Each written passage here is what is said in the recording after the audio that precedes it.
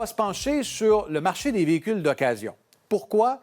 Eh bien, parce que dans un contexte économique changeant, le marché connaît une baisse historique des prix. Selon l'indice de valeur des véhicules d'occasion de la firme Manheim, le prix moyen a chuté de 23 par rapport au pic de janvier 2022.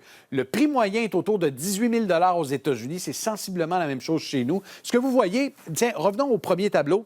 Ce que vous avez vu, c'était les catégories de véhicules. Vous voyez, ça va des véhicules de luxe aux berlines, aux voitures compactes.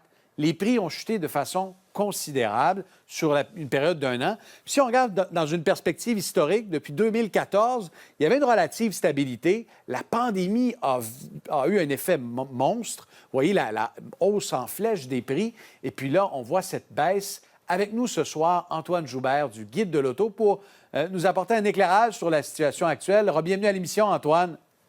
Merci. Est-ce à dire, avec ces chiffres, que la folie des prix est derrière nous dans le marché de l'occasion? Ben oui, absolument, sauf qu'on n'est pas surpris de voir cette baisse-là, puisqu'elle avait été gonflée artificiellement. Et il y a plusieurs marchands de véhicules d'occasion et concessionnaires automobiles qui paient le prix aujourd'hui en possédant des véhicules qu'on a payés beaucoup plus cher que leur valeur et très difficiles à vendre. C'est vrai particulièrement dans l'électrique où on avait des valeurs qui étaient artificiellement gonflées. Les gens se battaient aux portes pour acheter des véhicules, achetaient en surenchère sans bénéficier des crédits parfois. On a vu des jeux un peu douteux où, justement, il y a des marchands qui se procuraient des véhicules électriques, empochaient le crédit applicable et vendaient le véhicule au plein prix aux clients, mais sans nécessairement leur offrir les crédits. Et là, on voit justement, Antoine, entre autres dans le secteur des véhicules électriques, une baisse de valeur considérable des véhicules d'occasion.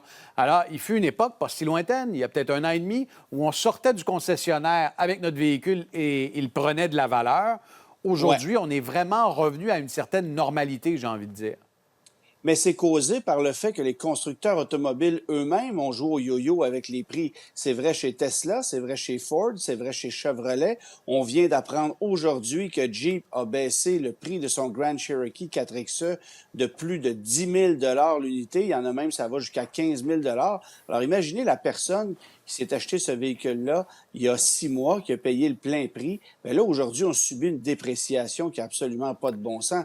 Et ça s'explique aussi par le fait que les gouvernements, le gouvernement du Québec, en fait, va diminuer le crédit dès l'année prochaine. Alors, les constructeurs n'ont pas le choix que de s'ajuster. Ça nous démontre aussi à quel point on avait peut-être un peu gonflé les prix, sachant qu'on avait de généreux crédits chez nous. Mais là, ça tend à vouloir disparaître. Antoine, étant donné les fortes évaluations pendant la période de la pandémie, il y a des gens qui achetaient neuf parce qu'ils se disaient, bon, c'est le même prix pour l'usager. Aujourd'hui, le marché d'occasion devient plus abordable. Donc, est-ce qu'on peut dire que ces véhicules-là redeviennent attrayants, du moins certaines catégories de ces véhicules d'occasion? J'ai envie de dire oui et non, parce qu'il faut faire attention au prix. Si vous devez financer le véhicule, là, on commence à voir des taux très intéressants dans le monde du neuf. Il y a du 0 dans le marché de la camionnette pleine grandeur. Ah oui, c'est de retour. C'est de retour. Il y a du 2,9, 3,9 chez plusieurs constructeurs, alors que dans l'usager, vous allez payer des taux de 8, 9, 10 Et ça peut faire la différence entre un véhicule qui est attrayant ou pas. Même si le véhicule d'occasion coûte 6, 7, 8 000 de moins et qui vous semble être une aubaine, bien, au final, il pourrait coûter le même prix juste parce que le taux de financement est beaucoup plus élevé. Alors, il y a ça qu'il faut regarder aussi. Les prix vont continuer à baisser pour les 6 prochains mois en terminant? Ça va baisser en fonction de l'ajustement du coût des véhicules neufs. C'est littéralement ça. Les cours sont pleines en ce moment.